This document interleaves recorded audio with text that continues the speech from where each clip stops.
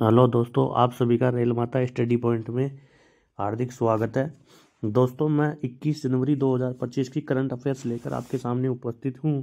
तो आइए दोस्तों, अपन करंट अफेयर्स करते हैं जो आगामी सभी महत्वपूर्ण एग्जाम के लिए महत्वपूर्ण है। दोस्तों, पहला क्वेश्चन है कि खो खो की पहली वर्ल्ड चैंपियनशिप भारत की मेंस और वीमेंस टीम बन गई है। भारत की मेंस टीम ने भी जीत लिया है और वुमेन टीम ने भी, यानी कि महिलाओं ने भी और पुरुषों ने भी। तो भारत की मेंस और वीमेंस टीम ने खो खो का पहला वर्ल्ड कप जीत लिया है। खो खो का पहला वर्ल्ड कप जीत लिया है भारत की दोनों टीमों ने, मेंस ने भी और वुमेन्स ने भी। ये दोनों टीमें हैं। इंडिया वीमेंस ने खो खो वर्ल्ड कप लगातार 6 मैच जीते और टाइटल जीता, यानी कि दोनों ही टीमें, मैन वुमेन और मैन, दोनों ही टीमें, पुरुषों की और महिलाओं की, दोनों ही टीमों ने खो खो वर्ल्ड कप की चैंपियन बनी है। ठीक है दोस्तों, अगला क्वेश्चन चलते हैं, आगे बात करते हैं। 19 जनवरी को 19 जनवरी को नई दिल्ली के इंदिरा गांधी इंडोर स्टेडियम में दोनों कैटेगरी के फाइनल खेले गए। ठीक है, वीमेंस टीम ने नेपाल को 78-40 के बड़े अंतर से हराया, वहीं मेंस टीम ने भी नेपाल को ही हराया। यानी कि खो खो का पहला वर्ल्ड कप किसने जीता? भारत ने जीता। कहाँ हुआ? इंदिरा गांधी इंडोर स्टेडियम नई दिल्ली में हुआ। और किसको हराया? नेपाल को हराया। महिलाओं ने भी नेपाल को हराया, पुरुषों ने भी नेपाल को हराया। ठीक है दोस्तों, खो खो वर्ल्ड कप का आयोजन 13 से 19 जनवरी तक नई दिल्ली में खेला गया। भारत की दोनों टीमें टूर्नामेंट में अजेय रही, वहीं नेपाल की दोनों टीमों को भारत के खिलाफ ही हार का सामना करना पड़ा। यानी कि नेपाल भी अजेय रहा था और फाइनल तक नेपाल भी अजय रहा था और भारत भी अजय रहा था, लेकिन फाइनल में नेपाल को हार का सामना करना पड़ा भारत के सामने। प्रतीक वैकर की कप्तानी में भारत की पुरुष टीम ने खो खो का पहला वर्ल्ड कप जीता है। तो पुरुष टीम का कप्तान कौन था भारत का? प्रतीक वैकर। और प्रियंका इगले की कप्तानी में महिला टीम ने खो खो वर्ल्ड कप जीता है। ठीक है दोस्तों, महिला टीम की कप्तान कौन थी? प्रियंका इगले तो महिला टीम की कप्तान थी और पुरुष टीम के कप्तान कौन थे? प्रतीक Wacker. Kho kho world cup 13 से 19 जनवरी तक चला है नई दिल्ली के इंदिरा गांधी इंडोर स्टेडियम में, और भारत की मेंस और वीमेंस टीम दोनों जीत चुकी है। किसको हराया है? नेपाल की दोनों टीमों को हराया। ठीक है दोस्तों, आगे चलते हैं। पुरुषों की ट्रॉफी के बारे में बात करते हैं। तो पुरुषों के लिए ट्रॉफी, कौन सी ट्रॉफी लॉन्च की थी? Blue trophy. प्रतीक विश्वास, दृढ़ता और सार्वभौमिक आकर्षण, डिजाइन आधुनिक सुनहरे आकृति को प्रवासी कवर्स के साथ थी। महिलाओं की ट्रॉफी कैसी थी? Green trophy. तो पूछ ले कि आपको वर्ल्ड चैंपियन खो खो का, पहले वर्ल्ड चैंपियन में पुरुषों के लिए कौन से कलर की ट्रॉफी थी? तो ब्लू ट्रॉफी, और महिलाओं के लिए ग्रीन ट्रॉफी थी। ठीक है दोस्तों, शुभंकर क्या था इसका? तेजस और तारा। गजलों की जोड़ी जो टूर्नामेंट के मूल्यों का प्रतिनिधित्व करती है। गजलों की जोड़ी, तेजस और तारा क्या था? गजलों की जोड़ी थी। तेजस क्या था? ऊर्जा और ब्रिलियंस का प्रतीक नीले रंग में। ठीक है, और तारा मार्गदर्शन और आकांक्षा का प्रतीक नारंगी रंग में। दोनों शुभंकर पारंपरिक भारतीय डिजाइन और आधुनिक शैली का मिश्रण दर्शाते थे। ठीक है दोस्तों, ट्रॉफी पुरुषों के लिए ब्लू ट्रॉफी, महिलाओं के लिए ग्रीन ट्रॉफी, और शुभंकर क्या थे? तेजस और तारा। अगले क्वेश्चन पे चलते हैं कि अंडमान के वर्जिन नारियल तेल को जीआई टैग दे दिया गया है। जीआई टैग अंडमान के वर्जिन नारियल तेल को जीआई टैग मिल चुका है, अंडमान के वर्जिन नारियल टैग को। तो प्रधानमंत्री नरेंद्र मोदी ने 19 जनवरी 2025 को मन की बात के 118वें एपिसोड में अंडमान और निकोबार द्वीप के समूह में वर्जिन नारियल तेल, वर्जिन कोकोनट ऑयल वीसीओ के उत्पादन में शामिल महिलाओं के सशक्तिकरण को प्रमुखता से उजागर किया। यह पहल जनजातीय समुदायों को आर्थिक रूप से सशक्त बनाने के उद्देश्य से स्वयं सहायता समूहों और विपणन तथा ब्रांडिंग में विशेष प्रशिक्षण के माध्यम से संचालित की जा रही है। निकोबार जिले के वर्जिन नारियल तेल को भौगोलिक जीआई टैग मिलने को प्रधानमंत्री ने स्थानीय उत्पादों को वैश्विक स्तर को बढ़ावा देने में एक महत्वपूर्ण उपलब्धियां बताई है। ठीक है दोस्तों, आगे चलते हैं। वर्जिन नारियल तेल के लिए जीआई टैग। निकोबार जिले के वर्जिन नारियल तेल को प्रतिष्ठित भौगोलिक जीआई टैग प्राप्त हुआ है। यह मान्यता प्राप्त इस उत्पाद को वैश्विक स्तर पर बढ़ावा देने के लिए अत्यंत महत्वपूर्ण है। स्वयं सहायता समूह का गठन किया गया है। अब आप बोलोगे कि जीआई टैग क्या है, तो जीआई टैग जियोग्राफिकल इंडेक्स, जो चीज़ फेमस होती है आसपास के क्षेत्र में या विदेश के क्षेत्र में जब फेमस हो जाती है तो उसको एक संकेत दिया जाता है। और जीआई टैग 10 साल के लिए दिया जाता है, 10 साल के लिए दिया जाता है। 1999 में इसकी शुरुआत हुई थी और 2003 में ये लागू हुआ था। ठीक है, 2003 में ये लागू हुआ था। पहला जीआई टैग दार्जिलिंग की चाय को दिया गया था। ठीक है दोस्तों, जीआई टैग 10 साल के लिए जियोग्राफिकल इंडेक्स 1999 में शुरू हुआ, 2003 से लागू हुआ। आगे चलते हैं। अगला क्वेश्चन है कि लोकसभा स्पीकर ने 85वें अखिल भारतीय पीठासीन अधिकारी सम्मेलन का उद्घाटन किया। 85वें अखिल भारतीय पीठासीन अधिकारियों का सम्मेलन का उद्घाटन किया। लोकसभा अध्यक्ष कौन है? ओम बिरला जी, जो कोटा से सांसद है, ने 20 जनवरी को बिहार के पटना में 85वें अखिल भारतीय पीठासीन अधिकारी सम्मेलन का उद्घाटन किया। AIPOC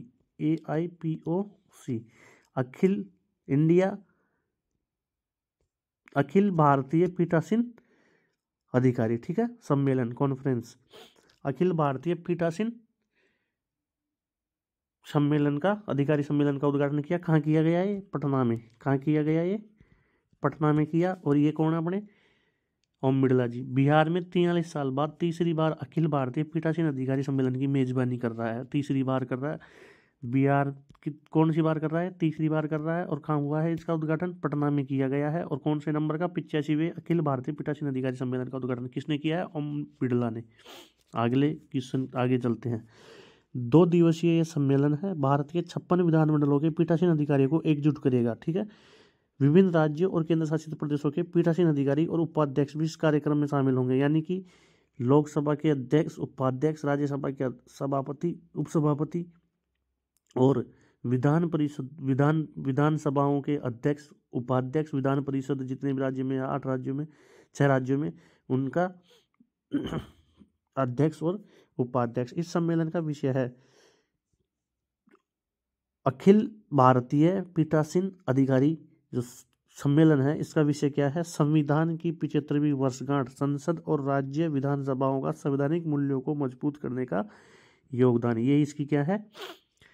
थीम है, सब्जेक्ट है। संविधान की 75वीं वर्षगांठ, संसद और राज्य विधानसभाओं का संवैधानिक मूल्यों को मजबूत करने में योगदान। वहीं 21 जनवरी 2025 को सम्मेलन के समापन सत्र को बिहार के राज्यपाल कौन है? आरिफ मोहम्मद खान और लोकसभा के अध्यक्ष ओम बिरला संबोधित करेंगे। बिहार के राज्यपाल कौन बन गए? आरिफ मोहम्मद खान। इस अवसर पर बिरला संसदीय प्रक्रिया पर एक महत्वपूर्ण किताब practice and procedure of parliament के 8वें संस्करण का विमोचन भी करेंगे। Practice and procedure of parliament के 8वें संस्करण बुक का नाम है ये, उसको भी लॉन्च करेंगे, विमोचन करेंगे। ठीक है, अगले क्वेश्चन की तरफ चलते हैं कि टाटा मुंबई मैराथन का 20वां संस्करण आयोजित हुआ। ये देखो भीड़ को क्या करने आई है? ये टाटा मुंबई मैराथन का 20वां संस्करण है और इसको में हिस्सा लेने के लिए ये आए हुए हैं। टाटा मुंबई मैराथन का 20वां संस्करण 20 जनवरी को आयोजित किया गया, जिसमें दुनिया भर के 65,000 से अधिक धावकों ने हिस्सा लिया। दुनिया भर के 65,000 से अधिक धावक। टाटा मुंबई मैराथन का 20वां संस्करण। महाराष्ट्र के राज्यपाल सीपी राधाकृष्णन ने छत्रपति शिवाजी महाराज टर्मिनस से स्पोर्ट गन चलाकर मैराथन के एलिट भाग को हरी झंडी दिखाई। बिहार के राज्यपाल कौन थे? आरिफ मोहम्मद खान। अब यहाँ आगे महाराष्ट्र के राज्यपाल कौन है? सीपी राधाकृष्णन। कौन है? सीपी राधाकृष्णन। ठीक है दोस्तों, क्या हुआ? टाटा मुंबई मैराथन का कौन सा संस्करण था? 20वां संस्करण था, मुंबई में हुआ। दुनिया भर के 65,000 से अधिक धावकों ने हिस्सा लिया। और सीपी राधाकृष्णन जी जो महाराष्ट्र के राज्यपाल हैं, उन्होंने क्या दिखाई? इसको चालू किया। महाराष्ट्र के राज्यपाल सीपी राधाकृष्णन ने दिव्यांगों के लिए चैंपियंस विद डिसेबिलिटी दौड़ और वरिष्ठ नागरिकों की दौड़ को भी हरी झंडी दिखाई। दिव्यांगों के लिए चैंपियन विद डिसेबिलिटी। इरिट्रिया के बरहेन टेस्फे ने पुरुष की दौड़ जीती। किसने जीती? इरिट्रिया के बरहेन टेस्फे ने। इरिट्रिया के आदमी भी, मतलब इरिट्रिया ने भी इसमें भाग लिया। तो इरिट्रिया के बरहेन टेस्फे ने इसकी दौड़ जीती, टाटा मैराथन। केन्या की जोयस चेप्टेकोमाई टेली महिलाओं की एलिट दौड़ की विजेता रही। महिलाओं की तो कौन रही? केन्या की जोयस चेपकेमोई। और पुरुषों की कौन रहा, इरिट्रिया के बरहेन टेस्फे। भारत की ओर से अनिश थापा पहले स्थान पर रही, जबकि महिला रेस विजेता निर्माबोन ठाकरे रही। मुंबई मैराथन का 20वां संस्करण सितंबर में होने वाली विश्व एथलेटिक चैंपियन की क्वालिफाई दौड़ थी। विश्व एथलेटिक्स चैंपियनशिप थी, उसकी क्वालिफाई दौड़ थी। ठीक है दोस्तों, आगे चलते हैं। अगला क्वेश्चन है कि वर्ल्ड इकोनॉमिक फोरम की 55वीं वर्षगांठ की बैठक 20 जनवरी से शुरू। विश्व आर्थिक मंच वर्ल्ड इकोनॉमिक फोरम विश्व आर्थिक मंच यानी वर्ल्ड इकोनॉमिक फोरम की 55वीं वर्षगांठ की बैठक 20 जनवरी से स्विट्जरलैंड दावोस में शुरू की गई। WEF वर्ल्ड इकोनॉमिक फोरम का मुख्यालय कहाँ है, स्विट्जरलैंड में। और बैठक कहाँ चल रही है अभी प्रेजेंट में, स्विट्जरलैंड के दावोस में चल रही है। ठीक है, केंद्रीय सूचना और प्रसार मंत्री अश्विनी वैष्णव स्विट्जरलैंड के दावोस में शुरू हो रहे विश्व आर्थिक मंच 2025 में हिस्सा लेंगे। वर्ल्ड इकोनॉमिक फोरम में भारत की तरफ से कौन गए हैं, अश्विनी वैष्णव जी हिस्सा लेने गए हैं। और कहाँ हो रही है, स्विट्जरलैंड के दावोस में हो रही है। 5 दिन के इस आयोजन में समावेशी विकास और डिजिटल क्रांति के भारतीय मॉडल का विशेष रूप उल्लेख होगा। सूचना और प्रसार मंत्री अश्विनी वैष्णव, जल शक्ति मंत्री CR पाटिल, नागरिक उड्डयन मंत्री के राम नायडू और खाद्य प्रसंस्करण मंत्री चिराग पासवान और कौशल विकास और उद्यमिता राज्य मंत्री जयंत चौधरी के साथ इंडियन डेलीगेट का नेतृत्व गया है। कितने मंत्रालय याद हो गए आपको, सूचना प्रसार मंत्री अश्विनी वैष्णव, जल शक्ति मंत्री CR पाटिल, नागरिक उड्डयन मंत्री राम मोहन नायडू, खाद्य प्रसंस्करण मंत्री चिराग पासवान और कौशल विकास और उद्यमिता राज्य मंत्री जयंत चौधरी। ठीक है, वर्ल्ड इकोनॉमिक फोरम में ग्लोबल जियोपॉलिटिकल टेंशन, जलवायु परिवर्तन और आर्टिफिशियल इंटेलिजेंस सहित विभिन्न मुद्दों पर चर्चा होगी। इसमें अमेरिका के निर्वाचित राष्ट्रपति डोनाल्ड ट्रंप, जर्मनी के चांसलर ओलाफ सोल्जे और यूक्रेन के राष्ट्रपति व्लादिमीर जेलेंस्की समेत विभिन्न देशों के 60 सर्वोच्च नेता संबोधित करेंगे वर्ल्ड इकोनॉमिक फोरम को। विश्व आर्थिक मंच एक स्विस और गैर लाभकारी और अंतर्राष्ट्रीय संगठन है जिसकी स्थापना 1971 में हुई थी। ठीक है, इसका मुख्यालय स्विट्जरलैंड के जिनेवा में है और इसके मौजूदा अध्यक्ष और CEO बोर्ज ब्रेंडे है। कौन, WEF वर्ल्ड इकोनॉमिक जो फोरम है इसकी स्थापना 24 जनवरी 1971 को हुई थी। कहाँ हुई थी, स्विट्जरलैंड में हुई थी और इसका मुख्यालय स्विट्जरलैंड में ही है। और इसके अभी प्रेजेंट में CEO और अध्यक्ष कौन है, बोर्ज ब्रोडे। कौन है, बोर्ज ब्रोडे। ये याद रखने की बात है, WEF से क्वेश्चन बनेगा ही बनेगा। विश्व आर्थिक मंच WEF एक अंतर्राष्ट्रीय वकालत गैर सरकारी संगठन है और थिंक टैंक कहा जाता है इसे। क्या कहा जाता है, थिंक टैंक, जिसका मुख्यालय कॉलोनी जिनेवा में है। मुख्यालय कहाँ है, कॉलोनी जिनेवा जो स्विट्जरलैंड में है। ठीक है ना, जिनेवा में जो स्विट्जरलैंड में है। इसकी स्थापना 24 जनवरी 1971 को जर्मनी इंजीनियर क्लास श्रोब ने की थी। पूछ लिया आपसे, ये तो बहुत एडवांस क्वेश्चन हो गया कि WEF की स्थापना किसने की थी, क्लास श्रोब ने। किसने की थी, क्लास श्रोब ने की थी। 1971 में की थी, स्विट्जरलैंड के जिनेवा के स्विट्जरलैंड में इसका मुख्यालय है। CEO और अध्यक्ष कौन है अभी, बोर्ज ब्रेंडे। आगे चलते हैं, ये देख लो, क्लाउस श्रोब ने इसकी स्थापना की थी। 53 साल हो चुकी है। अंतर्राष्ट्रीय NGO है, लॉबिंग संगठन है, कानूनी स्थिति नींव है और कोलेंगी स्विट्जरलैंड में इसका मुख्यालय है। ठीक है, सेवा दुनिया भर में देता है, इसकी राजभाषा अंग्रेजी है। कार्यकारी अध्यक्ष कौन है, क्लाउस श्रोब। क्लाउस श्रोब इसका कार्यकारी अध्यक्ष और प्रेजेंट में अध्यक्ष कौन है, ब्रोंगे बेंडे। ब्रोंगे बेंडे जो प्रेजेंट का अध्यक्ष है वही इंपॉर्टेंट होता है WEF का, ब्रोंगे बेंडे। आगे चलते हैं, विक्टर एक्सेलेसन और आन से यंग इंडिया ओपन बैडमिंटन 2025 के चैंपियन बने। विक्टर एक्सेलेसन और आन से यंग इंडिया ओपन बैडमिंटन 2025 के चैंपियन बने। Olympic champion Viktor Axelsen Denmark के और एन से अंग दक्षिण कोरिया ने 20 जनवरी को India open super badminton tournament में पुरुष और महिला सिंगल का खिताब हासिल किया। ये तो कौन है, विक्टर एक्सेलेसन। विक्टर एक्सेलेसन और ये कौन है, आन से यंग। आन से यंग, ये विक्टर एक्सेलेसन डेनमार्क के और आन से यंग दक्षिण कोरिया की। एक्सेलेसन ने हांगकांग के ली चेउंग EU पर 21-16, 21-8 से जीत हासिल की। वहीं महिला सिंगल्स में एन से यंग थाईलैंड की पी चोंचुओंग को हराया। इसने तो किसको हराया, एक्सेलेसन ने तो किसको हराया भाई साहब, हांगकांग को हराया। और इस ऑन से यंग ने किसको हराया, थाईलैंड को हराया। ठीक है, आगे चलते हैं। मलेशिया जोड़ी गोहे से फी और नूर इजुद्दीन ने शानदार प्रदर्शन करते हुए पुरुष डबल फाइनल में कोरिया जोड़ी किम ओन से ओसेउंग की जोड़ी को हराया। इसके अलावा महिला डबल्स फाइनल में जापान की अरीसा इगाराशी और अयाका सगुरामोटो, दक्षिण कोरिया की किम हये जंग।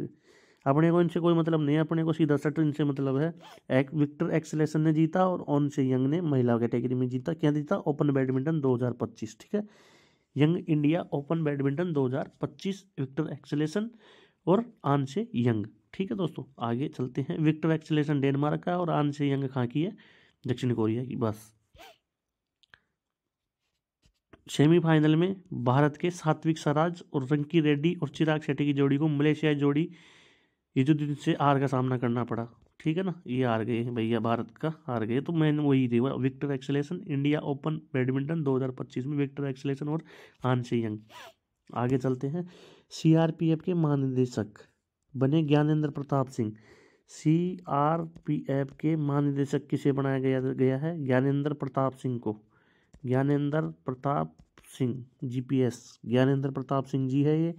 ठीक है ना। असम पुलिस के महानिदेशक डीजीपी ज्ञानेंद्र प्रताप सिंह को केंद्रीय रिजर्व पुलिस बल सीआरपीएफ का महानिदेशक डीजी नियुक्त किया गया है। ये कहाँ सेवा दे रहे थे? असम में डीजीपी थे। असम के क्या थे? डीजीपी थे, पुलिस महानिदेशक।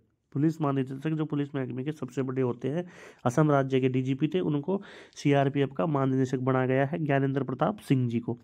लोक शिकायत और पेंशन मंत्रालय की कैबिनेट की नियुक्ति समिति ने 19 जनवरी को सीआरपीएफ के महानिदेशक के रूप में असम के डीजीपी ज्ञानेंद्र प्रताप सिंह की नियुक्ति को मंजूरी दी है। ज्ञानेंद्र प्रताप सिंह जी। ठीक है दोस्तों,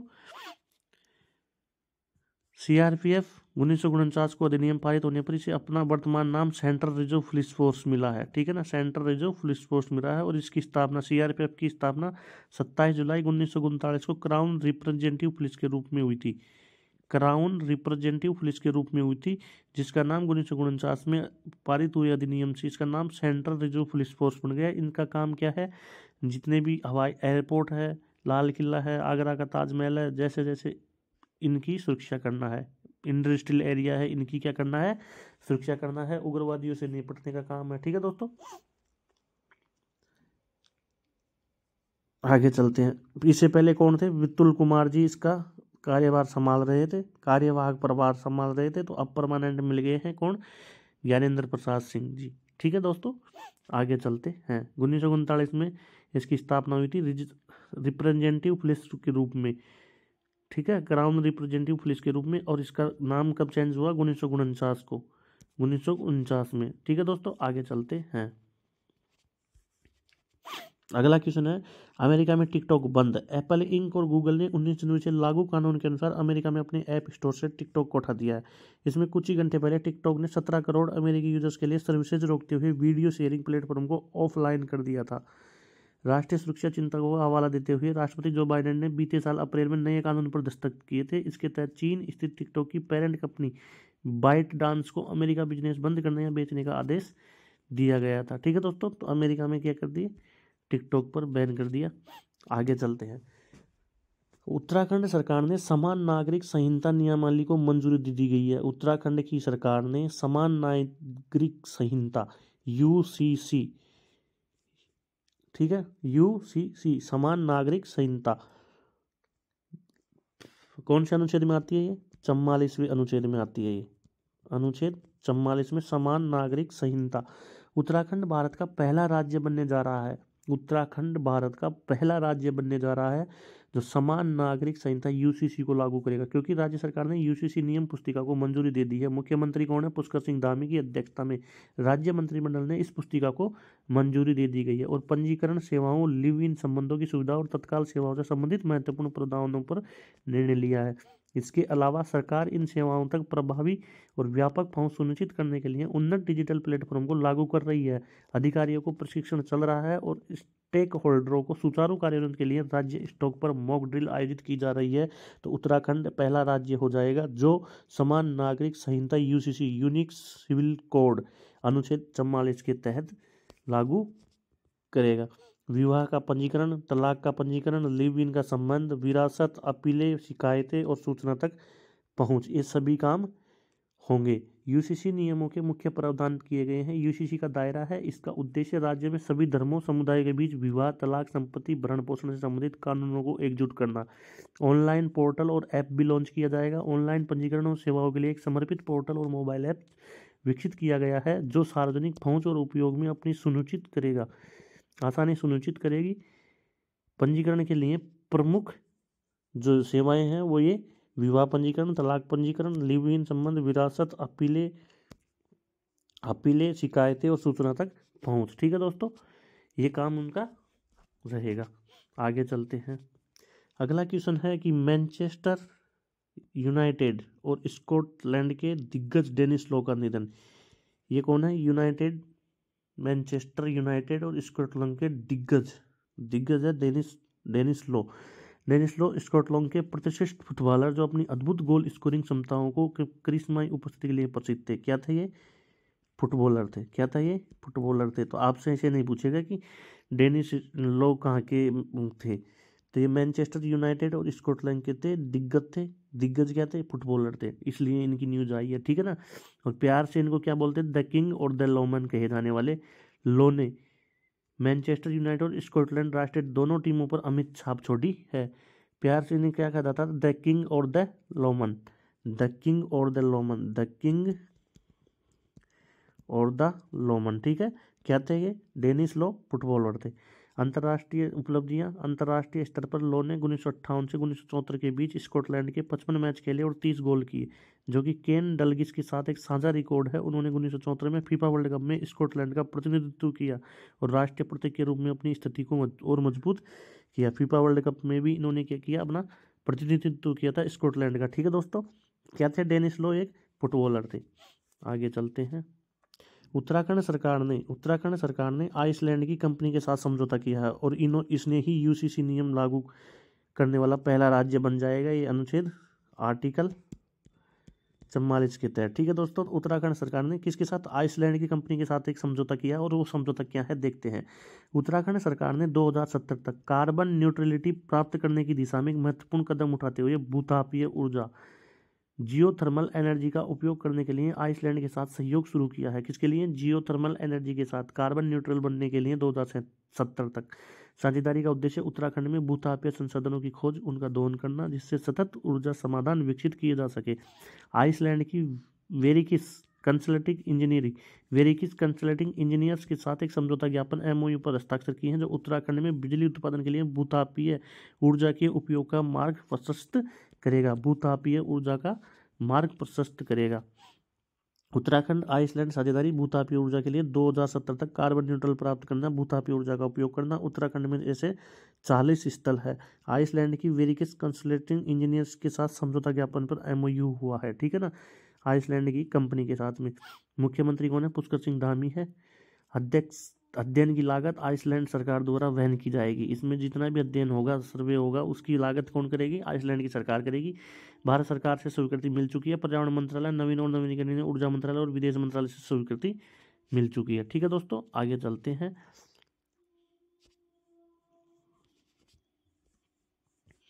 आज के लिए इतना ही हो गया पूरा।